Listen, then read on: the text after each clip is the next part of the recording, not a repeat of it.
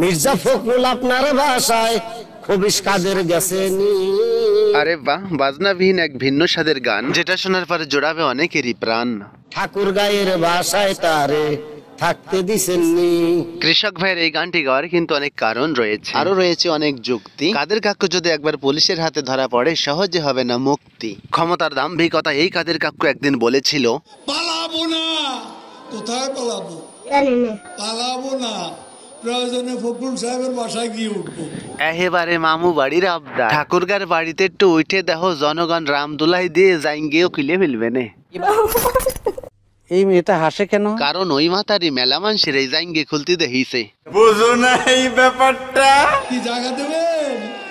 জায়গা দেবে কিনা সেটা আমি বলতে পারি না, তবে জনগণ মুগুর দেবে এইটা আমি কনফার্ম। না হলে ঠাকুর গায়ের বাড়ি আছে, ওই বাড়িতে গিয়ে উঠবো। ফখরুল সাহেব কিন্তু তার ঠাকুর গায়ের বাড়ি তন্ন তন্ন করে খুঁজে দেখেছে, কোথাও আপনাকে পাইনি। এই দেশেতে জনম আমার, যেন এই দেশেতে মরি। ক্ষমতার দাপটে কবি সাহিত্যিকদের মতো বক্তব্য সেদিন দিয়েছিলেন, অথচ আজ দেশের মানুষ বাটি চালান দিয়ে আপনাকে খুঁজে পাচ্ছে না। এই দেশেতে মরবো, পালাবো না।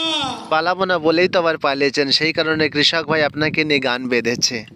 কালা কালা কাউয়া কালা, পালিয়ে গেছে হাসিনা খালা। আরে বাবা, কাউয়া কাদের পালিয়েছে পাই না খুঁজে।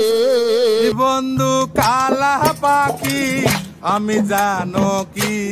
মির্জা ফখরুল আপনার বাসায় কাওয়া কাদের গেছেনি।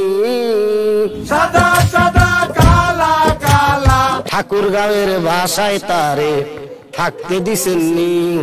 ফখরুল সাহেবের কি মাথা খারাপ যে ঠাকুর গায়ের বাসায় কাওয়াকাদেরকে থাকতে দিবে? কালা কালা কাউয়া কালা, পালিয়ে গেছে হাসিনা খালা।